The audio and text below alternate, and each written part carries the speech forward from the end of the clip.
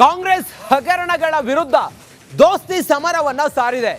ಬೆಂಗಳೂರಿನಿಂದ ಮೈಸೂರು ಚಲೋ ಪಾದಯಾತ್ರೆ. ಮೈಸೂರು ಚಲೋ ಪಾದಯಾತ್ರೆಗೆ ಮೈತ್ರಿ ನಾಯಕರು ಚಾಲನೆಯನ್ನು ಕೊಟ್ಟಿದ್ದಾರೆ. ದೀಪ ಬೆಳಗಿಸುವ ಮೂಲಕ ಪಾದಯಾತ್ರೆಗೆ ಚಾಲನೆ ದೊರಕಿದೆ.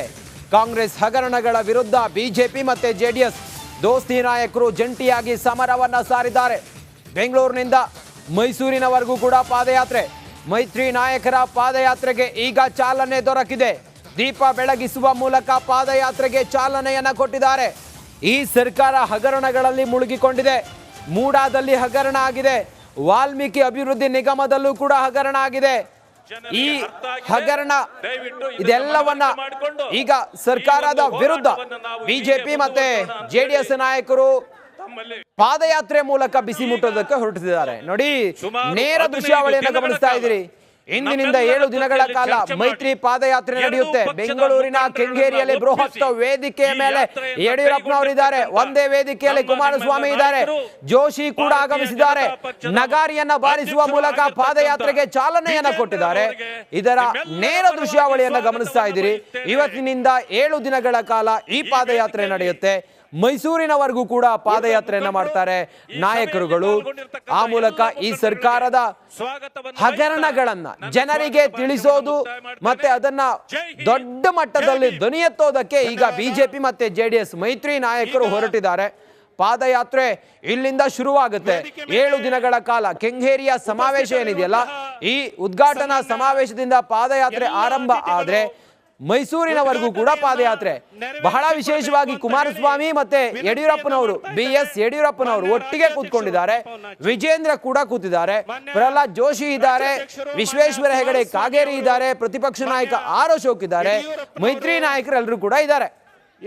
ಒಂದೇ ವೇದಿಕೆ ಮೇಲೆ ದೋಸ್ತಿ ನಾಯಕರು ಈ ಕಾಂಗ್ರೆಸ್ ಸರ್ಕಾರದ ವಿರುದ್ಧ ಕಿಡಿಕಾರ್ತಾ ಇದ್ದಾರೆ.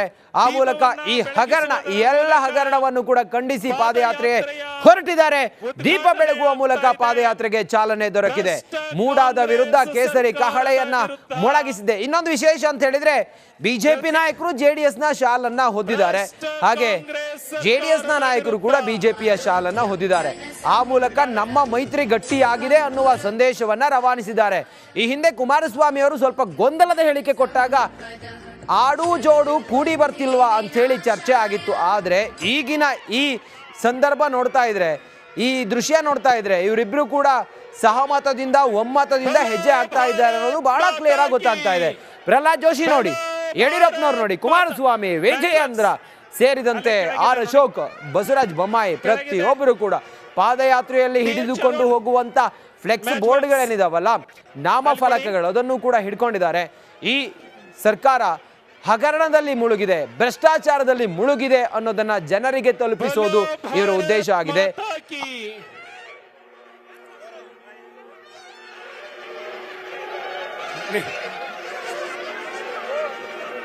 ಜ್ಯೋತಿ ಬೆಳಗಿಸುವುದರ ಮೂಲಕ ಭ್ರಷ್ಟ ಕಾಂಗ್ರೆಸ್ ಸರ್ಕಾರದ ವಿರುದ್ಧ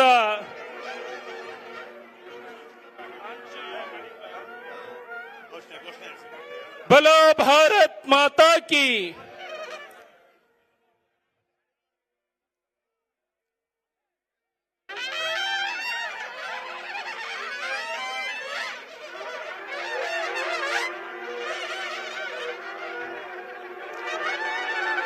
ಎಲ್ಲ ನಾಯಕರು ಕೂಡ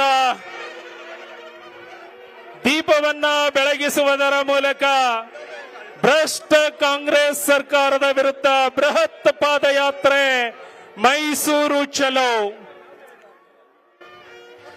ಮೈಸೂರು ಚಲೋ ಪಾದಯಾತ್ರೆಗೆ ಎಲ್ಲ ನಾಯಕರು ಕೂಡ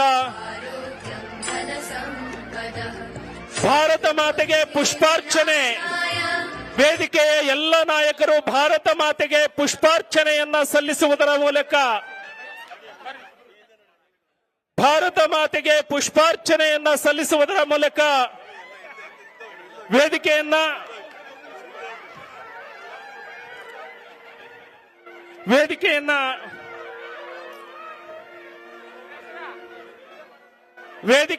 ತೆರವುಗೊಳಿಸಿಕೊಡ್ಬೇಕು. ಮುನ್ನಿಂದ ಯಾರು ಬರಬಾರ್ದು,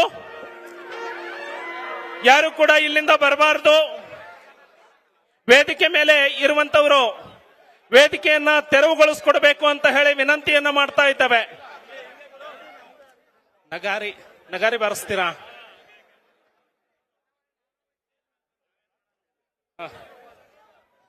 ಬಾರಿಸೋದಿಟ್ಟಿದ್ದೀರಾ?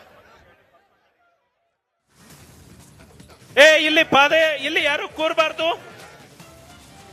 ಸಂದೇಶ ಜನತೆಗಿಂತ ಒಂದು ಜನವಿರೋಧಿ ಸರ್ಕಾರ, ಬಂಡ ಸರ್ಕಾರದ ಬಗ್ಗೆ ಜನತೆ ಎಚ್ಚೆತ್ಕೋಬೇಕು ಅಂತಕ್ಕಂಥದ್ದನ್ನ ಜನತೆಗೆ ಮನವಿ ಮಾಡ್ತೇವೆ.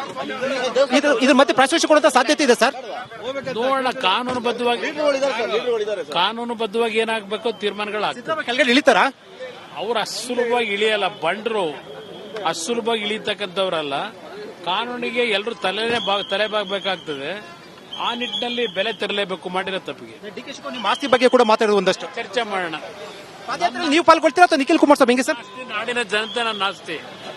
ಆ ಆಸ್ತಿ ಬಗ್ಗೆ ಪ್ರಶ್ನೆ ಮಾಡಿದ್ದಾರೆ, ಉತ್ತರ ಕೊಡ್ತೀನಿ. ಸಂಪೂರ್ಣವಾಗಿ ಎರಡೂ ಪಕ್ಷದ ಕಾರ್ಯಕರ್ತರ ಜೊತೆ ನಾವೆಲ್ಲರೂ ಹೆಜ್ಜೆ ಹಾಕ್ತೀವಿ.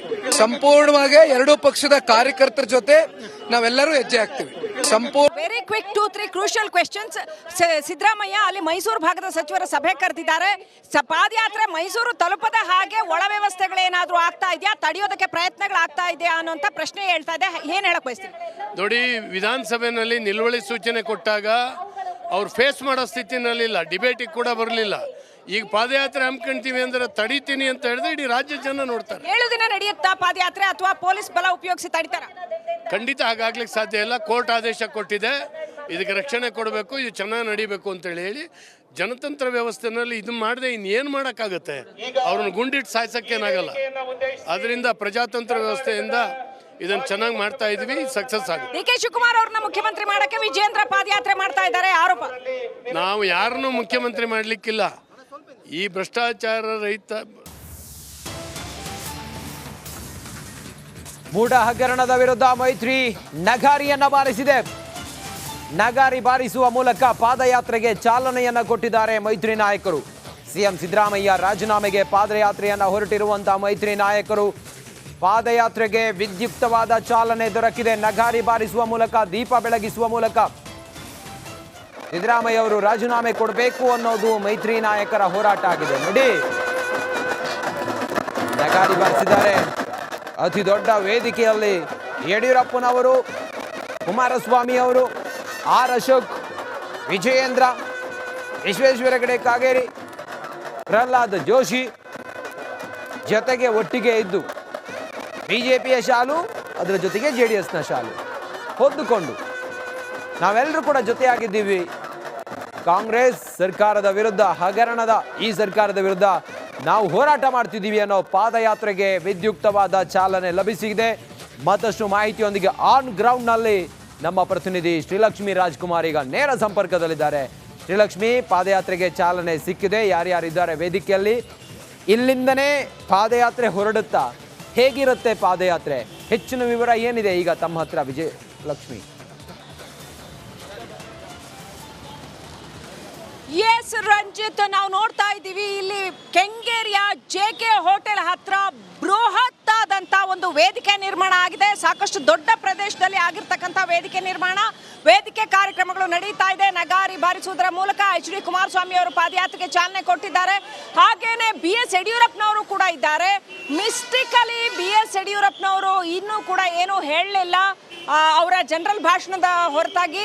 ಇನ್ನು ಸಹಸ್ರಾರು ಸಂಖ್ಯೆಯಲ್ಲಿ ಬಹಳ ದೊಡ್ಡ ಮಟ್ಟದಲ್ಲಿ ಬಿಜೆಪಿ JDS ಕಾರ್ಯಕರ್ತರುಗಳು ಬಂದು ಪಾದಯಾತ್ರೆಯಲ್ಲಿ ಪಾಲ್ಗೊಳ್ತಾ ಇದ್ದಾರೆ. ಅಭೂತಪೂರ್ವ ಯಶಸ್ಸನ್ನ ಪಾದಯಾತ್ರೆಯ ಉದ್ಘಾಟನಾ ಸಮಾರಂಭ ಪಡ್ಕೊಂಡಿದೆ ಅಂತಂತೂ ಹೇಳ್ಬೋದು. ಸೋ ಫಾರ್ ಸೋ ಗುಡ್, ಬಹಳ ಚೆನ್ನಾಗಿ ಆಗ್ತಾ ಇದೆ. ಸಾಕಷ್ಟು ಬಿಜೆಪಿಯ ಸದಾನಂದ ಗೌಡರು, ಪ್ರಹ್ಲಾದ್ ಜೋಶಿ ಸೇರಿದಂತೆ, ಆಮೇಲೆ JDSನ GT ದೇವೇಗೌಡ ಸೇರಿದಂತೆ ಅನೇಕ ಮುಖಂಡರು, ಎರಡೂ ಪಕ್ಷಗಳ ಅನೇಕ ಮುಖಂಡರುಗಳು ಬಂದು ಪಾಲ್ಗೊಂಡಿದ್ದಾರೆ. ಅದೇ ರೀತಿಯಲ್ಲಿ ಸಹಸ್ರಾರು ಜನರ ಬೆಂಬಲ ಕೂಡ ಇದೆ. ಬೃಹತ್ ಆದಂತ ಒಂದು ಪಾದಯಾತ್ರೆಗೆ ನೀವು ಗಮನಿಸಬಹುದು ರಂಜಿತ್, ಲೋಕಸಭಾ ಚುನಾವಣೆಯ ನಂತರದಲ್ಲಿ ಒಂದು ಬೃಹತ್ ಶಕ್ತಿ ಪ್ರದರ್ಶನ, ಬಿಜೆಪಿ JDSನ ಬೃಹತ್ ಶಕ್ತಿ ಪ್ರದರ್ಶನಕ್ಕೆ ಪಾದಯಾತ್ರೆಯ ಉದ್ಘಾಟನಾ ದಿನ ಸಾಕ್ಷಿಯಾಗಲಿದೆ. ಆದ್ರೆ ಇದು ಕಂಟಿನ್ಯೂ ಆಗತ್ತಾ? ಸೇಮ್ ಮೊಮೆಂಟಮ್ ನಾಳೆನೂ ಕಂಟಿನ್ಯೂ ಆಗತ್ತಾ? ಇನ್ನು ಸಕ್ಸಸ್ಫುಲ್ ಆಗಿ ಪಾದಯಾತ್ರೆಯನ್ನ ನಡೆಯೋದಕ್ಕೆ ಬಿಡ್ತಾರಾ? ಕಾಂಗ್ರೆಸ್ನಿಂದ ಏನು ಪ್ರತಿತಂತ್ರ ರೂಪಿಸಲಾಗುತ್ತೆ, ಮೈಸೂರು ತಲುಪುತ್ತಾ ಪಾದಯಾತ್ರೆ, ಇದನ್ನೆಲ್ಲ ಕಾದು ನೋಡಬೇಕಾಗಿದೆ. ನಾಳೆ ಏನು ಟ್ವಿಸ್ಟ್ ಆಗುತ್ತೆ ಕಾದು ನೋಡಬೇಕಾಗಿದೆ. ಆಸ್ ಆಫ್ ನೌ ಸಕಲ ಸಿದ್ಧತೆಗಳು, ಊಟ ತಿಂಡಿ, ಮಧ್ಯ ಮಧ್ಯ ವಿಶ್ರಾಂತಿ, ಪಾದಯಾತ್ರೆ, ಎಲ್ಲಿ ಕಾರ್ಯಕ್ರಮಗಳು, ಬಿಡದಿ ಹತ್ರ ಇವತ್ತು ಮಧ್ಯಾಹ್ನದವರೆಗೆ ಬಿಡದಿ ಹತ್ತಿರದವರೆಗೆ ಹೋಗಲಿದೆ ಅಂತ ಹೇಳಲಾಗ್ತಾ ಇದೆ. ಎಲ್ಲ ಸಿದ್ಧತೆಗಳನ್ನ ನೀಟಾಗಿ ಅಚ್ಚುಕಟ್ಟಾಗಿ ಮಾಡಿಕೊಳ್ಳಲಾಗಿದೆ. ರಂಜಿತ್, ಓಕೆ, ಮತ್ತೊಂದು ಕಡೆಯಲ್ಲಿ ಕುಮಾರಸ್ವಾಮಿ ಅವರು ಆರಂಭದಲ್ಲಿ ಆಡಿರುವಂತ ಮಾತು ಅಡ್ಡಗೋಡೆ ಮೇಲೆ ದೀಪ ಇಟ್ಟಂತಿತ್ತು, ಇಂಥ ಸಮಯದಲ್ಲೆಲ್ಲ ಬೇಕಾ ಹಂಗೆ ಹಿಂಗೆ ಅಂತ ಹೇಳಿಯಲ್ಲ. ಇವತ್ತು ನೋಡಿದ್ರೆ ಬಿಜೆಪಿ ಶಾಲು ಹೊದಿದ್ದಾರೆ, JDS ನ ಶಾಲು ಹೊದಿದ್ದಾರೆ. ಈ ಅಂಡರ್ಸ್ಟ್ಯಾಂಡಿಂಗ್ ಎಲ್ಲ ಹೆಂಗಿತ್ತು ಅಂತ ವೇದಿಕೆ ಮೇಲೆ?